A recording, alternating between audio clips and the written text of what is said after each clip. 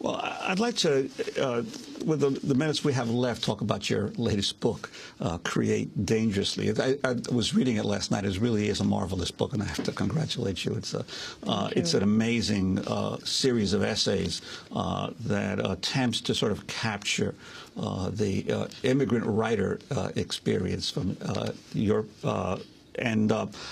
I was especially struck. There were several essays, but when you wrote about "I Am Not a Journalist" and talked about the radio journalist Jean Dominique, who was killed, assassinated, could you talk about that and your relationship to him and the news of his death and what it meant to you? Well, radio journalism in Haiti, it's so, even, in this current time, it's such a powerful medium of communication. It's really one of the ways that everyone gets their news and information. And Jean Dominique was one of the, the giants of that medium, and he was assassinated on April 3, 2000 now. And he was someone that I knew from his days in exile here after the coup against President Aristide, and was someone who taught a whole generation of journalists. So the book, in a way, talks about him and all these other heroes of previous period, like Alain Belance, who was butchered by the junta that followed President Aristide's coup, and so there and other also artists who try to create, dangerously, if you will, during those difficult moments and others throughout Haiti's history. And you especially focus on the literary history. For most people in the world, the art that is famous for Haiti is the painting. Mm-hmm. But you have delved into and told stories in these essays of many of the literary giants of Haiti, and sort of tried to bring that literary experience of Haiti into sort of the realm of the world literary experience.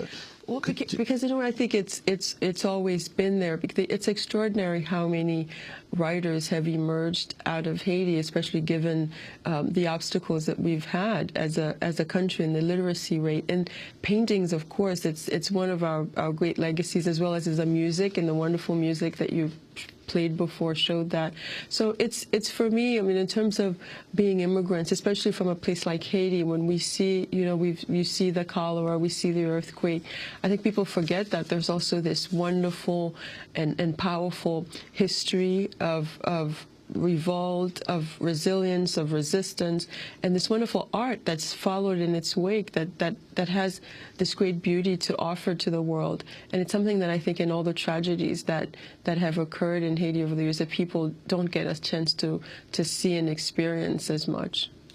You begin the book with the assassination of two young activists who were fighting against the Duvalier regime, Marcel Luma and Louis Drouin. Mm-hmm. and you talk about the impact of their assassination, which you learned of many years later, in terms of your own sense of who you were. Mm-hmm.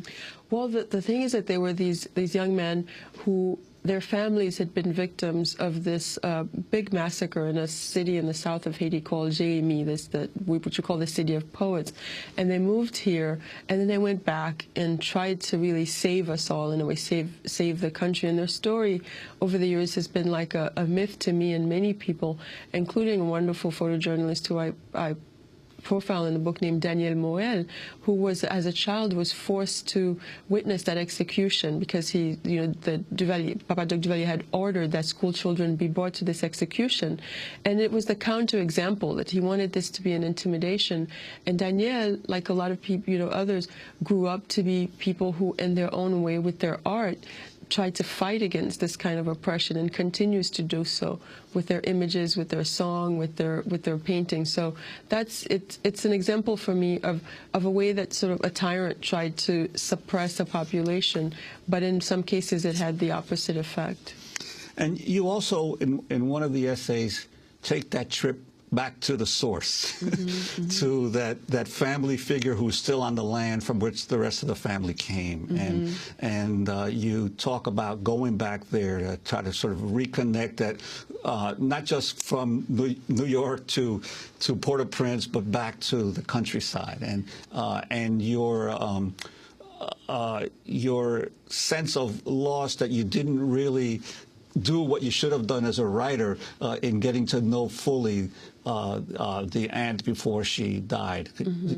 Talk about that as well. Well, this was my Aunt Ileana, who never left Beauséjour, the village where my father's family's from, and where my great-grandparents' graves are. And I remember making the trip, and it's there's this other Haiti sometimes that even to people who are from Haiti, to what we call the Pays en dehors, the provinces, and it was a long trip to get up there and see her. And I remember when I got there, I said to her, I want to be buried here when I die. And she said, who's going to carry a corpse all this way? And it's in this conversation, this chance that I had with her, sort of this facing the nostalgia that one has when one leaves. But it represents, she was this other Haiti that in a way it's the majority of the people of Haiti, people who do live in the countryside, who are totally marginalized by the power structure and who are sort of overlooked in all these decisions, but who are really the majority and the core of the country. And it's, when you're facing that, sometimes you feel like I should have asked more questions and I should have done more. But the point was to actually just to see her, and I'm glad I got this chance because soon after that she passed away.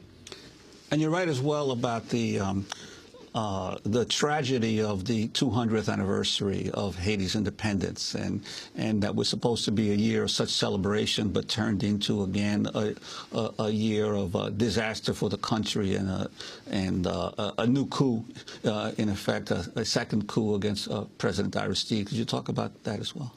Well, I remember being in Haiti that year with friends, and people had been planning for years to go and celebrate that anniversary. And then we had this happen again where we had these so-called rebels who and then the coup and this replay of tragedies, but it seemed so ironic at that time. But I think when, as President Aristide, and one of the first statements that he made outside of Haiti was an echo to Saint Louverture, where he said, the tree of Negro liberty the branches have been cut down, paraphrasing to Saint Louverture, but the roots are strong and there are many. And this is this part of Haiti's history, this revolution, I think that continues to inspire, even because it's one of those things that people in difficult moments will quote, because on some level, with all the tragedies that followed, it was the last time that we were great, that we taught the world a lesson, and that we created something in a way that I think Haiti has been punished over and over for this revolution, this spirit of of these roots that won't die. And we just have a few seconds left, but what do you think Americans should understand about Haiti right now, and what we can do to assist in this time of trouble? Well, this remains a very pressing and emergency. We're approaching the one-year anniversary. It's still an emergency. I think it's important for us not to forget that Haiti is still in a great state of distress and emergency, even though it's not in the front of the headlines.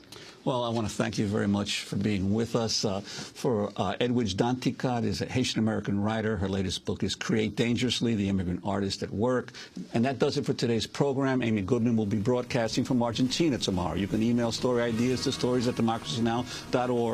Democracy Now! Is produced by Mike Burke, Sharif Abdel Kudus, Aaron Mate. I'm Juan Gonzalez. Thanks for listening.